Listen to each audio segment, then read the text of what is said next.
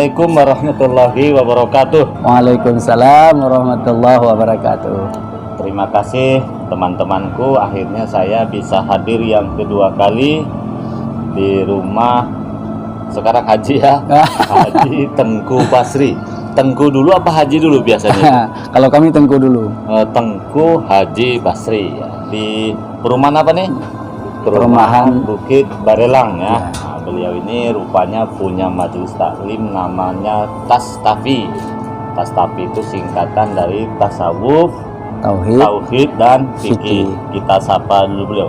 Assalamualaikum Pak Teguh. Waalaikumsalam warahmatullahi wabarakatuh. Masya Allah. Jadi, selain menjadi ustadz, apa kegiatan? Selain menjadi ustadz ya persatuan dalam Mubalik Kota Batam kan, kemudian ya majelis pengajian ibu-ibu bidang kita ya. Ya. Saya lihat dari nama kan ada Tengku. Nah, itu yang saya tidak paham. Kalau Melayu Tengku, kalau Aceh Teguh. Bukan. Gimana? Tengku itu lulusan pondok. Tengku lulusan pondok. Ya, kalau Teguh itu ulu balang. Ulu balang. Ya. Kalau Melayu pondok tidak pondok tetap Tengku. Itu baru paham. Ya, jadi Tengku di Aceh itu baru mendapat gelar Tengku itu sudah mondok dulu. Oh. Kalau nggak mondok itu tidak Tengku. Kalau tapi di biasa Melayu aja. yang penting keturunan kerajaan itu Teguh semua. Jadi kalau di Aceh itu ada juga Teguh. Ada itu juga? ada Teguhnya itu keturunan juga ulu balang. Oke, berarti Aceh. Aceh mana Pak Teguh? Kalau saya aslinya Aceh Luk Semawe ketua. Luk Semawe. Ya. Lahir tahun berapa lahir? 76. 76. Ya. Kok bisa ada di Batam tahun berapa merantau? Saya di Batam, hijrah ke Batam ini tahun 2012 awal 2012. karena kebetulan waktu itu kami Persatuan Orang Aceh ada satu yayasan di Permasa maksudnya kan? Permasa. Ada satu yayasan yang dipimpin oleh Tengku Sofyan Suri. Di tempatnya di Bukit Layang Blok C nomor 15. Kami ada yayasan di situ. Yang namanya Yayasan Mizanul Ulum. Mizanul Ulum. Ya, kemudian waktu itu tidak ada yang mengisi waktu itu. Maka kamilah sebagai orang yang pertama yang mengisi di yayasan tersebut, Mizanul Ulum. Berarti 2012. 2012 sekitar awal. 14 tahun. Ya. Oke, lahir tahun berapa tadi? 76. 76. Berarti sekarang udah umur berapa? 45, 46 lah. Macam umur 25 tahun. Wah, Masya Allah. Tambah muda lagi ya. 25. Ya, Masya Allah. 46. Ya, Nikah ya. tahun berapa, Pak? Nikah saya tahun 2001 awal, tanggal 7 bulan 3 2001. Hafal ya, saya tak hafal pula. Jadi kebetulan waktu nikah itu alhamdulillah waktu saya mondok dulu saya mondoknya tahun 90 pada tanggal 3 bulan 7. Jadi kebalik. Saya masuk pondok tanggal 3 bulan 7. Tahun 90. Tapi saya nikah tanggal 7 bulan 3. Itu direncanakan apa kebetulan? Memang tidak direncana, tapi ternyata kebetulan. Tanggalnya kebetulan. Iya. Ya, jadi tahun 2001 bertepatan dengan 22 Dzulhijjah pada waktu itu. Berarti 21 tahun lah ya. Ya, sekarang 2022 kan? Ya. Nikah 2001, berarti 21 tahun. Sampai hari ini punya anak berapa? Insya Allah sudah Allah percaya 4 anak, 2 putri dan 2 putra. 2 putri, 2 putra. Yang nomor 1 putri, nomor 2 juga putri, nomor 3 putra, nomor 4 juga putra. Jadi waktu yang akad nikah kemarin itu anak pertama? Yang pertama. Berarti 4 ya? Ya, 4. Dari 1 istri apa 2? Ini serius ya? Insya Allah 1 dan insya Allah saat ini belum ada rencana tambah. Oh ya, kadang-kadang ini kedua ini memang bukan, kadang-kadang Ustadz ini kan banyak akalnya itu kan. Iya. Ceramah Tanjung Pinang Keseriangan ada pula di situ 1. Masya Allah ini. Oke, langsung saja Pak Tengku. Ya, siap. Saya mendapatkan informasi dari berbagai macam teman, terutama dari Sungai Beduk. ada orang yang mendorong Pak Tengku ini maju DPRD Kota Batam. Iya, iya. Ingin tahu persis kabar burung yang di luar itu, apa memang kita ada niat ke situ atau baru sekedar omongan orang? Iya, Kira-kira iya, gimana? iya, iya, iya. Jadi langsung ini ketua mengarahkan ke Iya, sana iya, ya, Masya Allah. Kan saya harus klarifikasi dengan kawan-kawan. Iya, iya, siap, Biar siap, siap, kawan-kawan nanti siap. paham. Nah, kira-kira Betul, gimana? betul, betul, betul, betul. Insya Allah untuk saat ini memang bukan lagi sebagai wacana Bukan lagi dan sebagai bukan wacana. lagi sebagai rencana, tapi memang insya Allah saat ini kita sudah persiapkan diri karena ada bermacam-macam hal dan ada beberapa hal yang mungkin mendorong kami untuk masuk berdakwah di dalam. Oh, gitu. Nah, seperti itu. Jadi ibarat bahasanya gini ketua. Kenapa saya? Padahal dulu saya belum pernah ada minat untuk bergabung berkancah di dalam politik. Tetapi karena ini kita tengok situasi dan keadaan, Harus masuk. jadi ujungnya kita memang tidak boleh seperti ini. Kita harus ada yang berjuang di dalam. Oke. Jadi gini teman-teman ya, ini kan banyak yang bertanya kepada saya, khususnya mubalik, terutama Sungai Beduk, Batam Kota dan lain-lain. Ternyata Pak Tengku Basri ini serius. Karena mubalik ini kan biasanya asik ngomong politik, cuman suruh praktek tak berani. Kan itu kan ya. Iya, iya, Nah, beliau ini bukan sekedar ngomong. Kalau di grup WA kan beliau jarang muncul, tapi sekarang ternyata niat itu bukan kaleng-kaleng ya, serius. Begini Pak Tengku, kan banyak yang mengatakan, terutama kawan-kawan kita, ngapain Ustadz masuk politik, nanti tambah rusak. Padahal masuk politik kan untuk berbenah. Kira-kira untuk menepis omongan kawan-kawan yang sering mengejek Buya masuk politik, apa jawaban Tengku? Kalau menurut pandangan saya gini, Pak Ketua. Kalau seandainya kita anak-anak bangsa yang berada pada kebaikan dan di kalangan orang-orang yang baik tinggal diam dalam masalah politik, maka nanti jangan kita salahkan bila politik ini dipegang oleh orang-orang yang jahat. Betul. Sementara saat ini kita melihat bangsa kita ini, tanah air kita ini sedang memanggil anak-anak bangsa yang baik. Sedang memanggil ini. Ya, sedang memanggil. Sedang memanggil. Kalau kita membiarkannya, panggilan negeri kita ini memanggil anak-anak bangsa yang terbaik untuk berkecimpung di dalam politik, maka tunggu. Ya. Politik ini akan dipegang oleh orang-orang yang jahat. Dan akan hancur. Akan hancur. Jadi kalau mereka yang sudah memegangnya, maka kita dipaksa untuk ikut mereka. Ini yang jadi masalah. Ini kita tidak bayangkan yang jauh dulu ya. Iya, ya. Kenapa saat ini di kalangan orang-orang para ulama, di kalangan tokoh-tokoh masyarakat, kenapa kali ini ada niat untuk berbenah? Ya, karena melihat ini sudah memang sebagai satu macam kita dipanggil saat ini oleh negeri kita sendiri untuk memang memperbaikinya. Oke, jadi ternyata kawan-kawan ya, terutama para mubalik, sekarang nggak usah jauh-jauh. Di Batam, umat Islam ini kan lebih dari 79%. Iya, ya. 79%. Tetapi maaf, yang tidak satu akidah dengan kita, itu jumlahnya sudah sangat banyak. Bahkan kalau tak salah adalah 20 sekarang. 20 kursi Artinya, mereka 20, yang duduk kita 30. sekarang. Berarti kan kita sudah kalah. Namun Sudah kalah soalannya kita. ya, Muslim pun yang duduk, entah Muslim entah tidak itu sebenarnya juga tak Ini legit juga. yang jadi masalahnya seperti itu. Artinya menurut Pak Tengku tadi, kita harus sejalan seperti yang sering sampaikan oleh Ustadz Abdul Somad.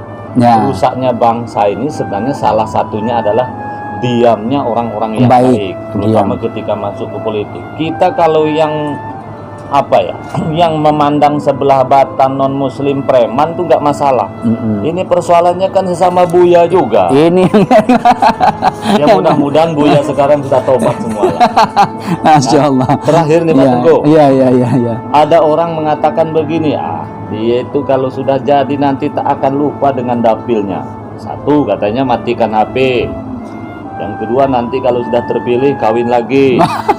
Yang ketiga, kalau sudah terpilih katanya pindah. Pak Tengku misalnya sekarang ada di Sungai Beduk. Iya. Nanti kalau sudah terpilih pindah pula ke Sukajadi. pindah gelas ke apa Duta Mas. Nah, kira-kira dari 3 yang sering diobrolkan, kira-kira Pak Tengku ini kalau terpilih nanti dan insya Allah terpilih ya, bakal matikan napi apa tidak?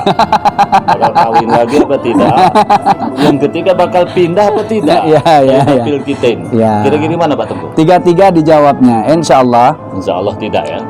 Saya semenjak masuk ke Batam ini tinggalnya di Kecamatan Sungai Bedu. Tahun 2012 saya tinggalnya di Bukit Layang. Bahkan KTP saya pindah dari Aceh ke Bukit Layang. Bukit Layang itu adalah di atas Bidadari. Itu ada satu pondok. Hari ini kalaupun kita kunjung ke sana masih ada satu pondok yang namanya Mizanul Ulum Yayasan. Saya KTP-nya di sana, alamat pertama, pindah dari Aceh. Dan sampai saat ini kami pun belum ada minat untuk pindah kemana-mana, karena saat ini pun insya Allah kediaman kami di Bukit Barelang. Ya, artinya tetap fokus untuk Sungai Bedu. Itu yang pertama.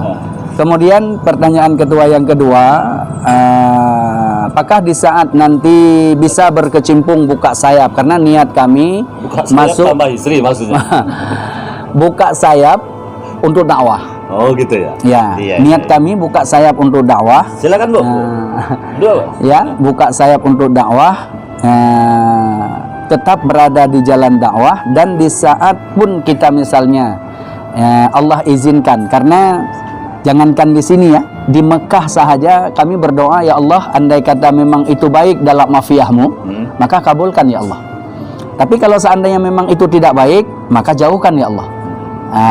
Jadi kalau seandainya memang itu pun terpilih, dan insya Allah mudah-mudahan kalau niat orang-orang baik kan seperti yang dibahas, jangan biarkan orang-orang baik berjuang sendiri, kan seperti itu. Maka itu perlu kerjasama kan? Ya, insya Allah mudah-mudahan. Kalaupun kita misalnya nanti Allah pilih kita sebagai wakil daripada rakyat, maka kita harus mikirkan kepada rakyat. Di mana dulu tempat memilih? Iya, di situ. Ini yang pertama yang harus kita perjuangkan. Nah, kemudian pertanyaan ketua yang ketiga tadi apa ya? Apakah ada rencana tambah istri ya? Misalnya. Karena kan kita paham lah, kan banyak kan mentang-mentang duit mobil mewah, ketemu yang mulus-mulus kawin lagi deh. Rakyat dilupakan. Insya Allah. Kalau Pak Tengku gimana? Insya Allah sampai saat ini ketua ya. Di hadapan ketua, di hadapan juga ini para jamaah-jamaah semua ini ya. Di hadapan para jamaah semua, sampai saat ini Tengku belum ada niat untuk tambah jamaah. Belum ada niat, dan insya Allah kita benah saja yang sudah kita nikahin, karena saat ini pun ketua, saya menikahnya dengan seorang cucu pimpinan pondok tempat saya belajar dulu. Ya dosa lah rasanya ya. Kalau seandainya saya dengan sengaja menikahi perempuan yang lain, ini nampaknya terasa berat dengan guru saya sendiri. Dapat izin. Itu lain bab. Itu lain bab itu. Itu lain bab ketua itu. Oke, terakhir Pak Tengku. Iya. Kapasitas saya sebagai konsultan dan mediator konflik rumah tangga. Orang bilang mengurus satu istri lebih susah daripada mengurus satu kecamatan wanita. Kira-kira ketika istri sedang merajuk, sedang marah-marah, sedang muka masam, bau masam, supaya suami tenang, supaya perceraian terhindar. Ketika Pak Tengku menghadapi istri sedang seperti itu, karena semua pasti akan mengalami, apa jalan tengahnya untuk menghindari perceraian?